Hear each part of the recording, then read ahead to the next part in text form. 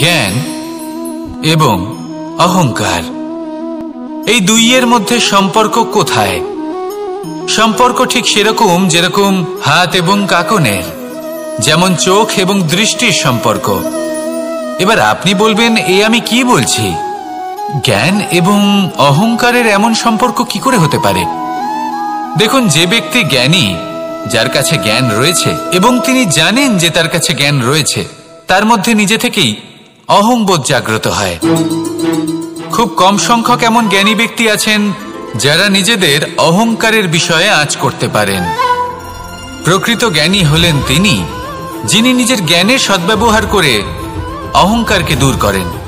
উচিত সময়ে বুঝে যান, নিজের অন্তর যাচাই করে এই বিষয়টা দেখেন যে তার অন্তরে অহংবোধ জাগ্রত হচ্ছে এবং নিজেকে সেখানেই থামিয়ে দেন, যাতে অহংকারের পথে তিনি অগ্রসর না হয়ে যান। এই অহংকার কখন উচিত, কখন অনুচিত, কখন প্রয়োগ করা উচিত, উচিত নয়, কখন বাধা দেওয়া উচিত, এটা শেখা অত্যন্ত প্রয়োজনীয়।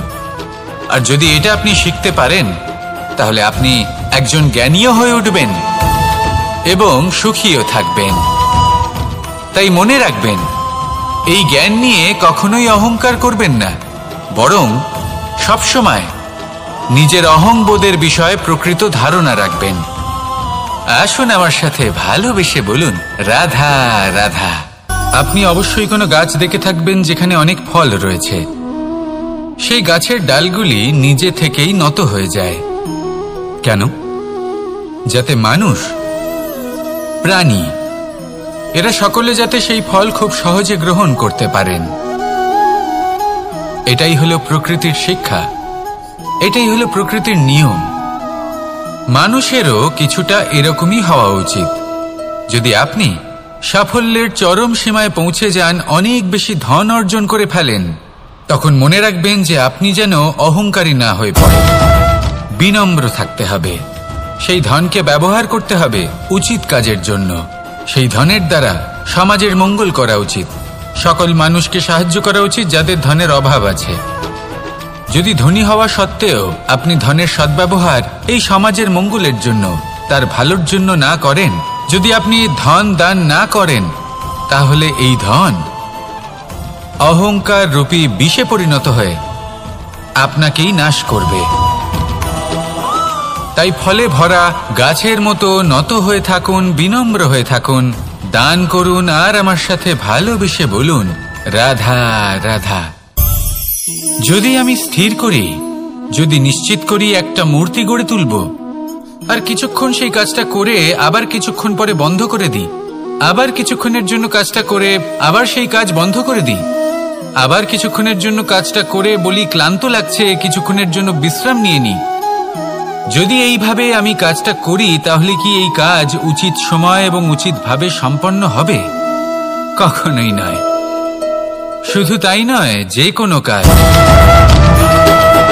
যদি পূর্ণ করতে হয়, উচিতভাবে করতে হয়, উচিত সময়ের মধ্যে করতে হয়, তাহলে প্রয়োজন সততার এবং অখণ্ড প্রচেষ্টার। সততা ছাড়া আপনি যে কাজই করুন না কেন, উচিত সময় তা সম্পূর্ণ হবে না, আর মনোবাঞ্ছিত ফল আপনি কখনোই পাবেন না। তাই যে কাজই আরম্ভ করুন না কেন, সততার সাথে এবং অখণ্ড প্রচেষ্টার সাথে করুন। তখনই কর্ম এবং তখনই এই জীবন সফল হবে এবং এই মন প্রসন্ন হয়ে বলবে, রাধা রাধা। বিন্দু বিন্দু জলেই সাগর নির্মাণ হয়। এবার এই কথা আমরা সকলে জানি। আপনি কি এই কথাটা জানেন যে ছোট ছোট সুখের দ্বারাই বড় সুখ লাভ করা যায়? একজন বাবাকে দেখুন, সন্তানের জন্ম থেকে তার যুবক হওয়া পর্যন্ত তার সাথে ছোট ছোট সুখ যাপন করেন। এই ছোট ছোট সুখগুলি তাদের প্রেমের সম্পর্কে গভীরতা নিয়ে আসে এবং প্রেমের এই গভীরতা তাদের জীবনে বড় সুখ নিয়ে আসে।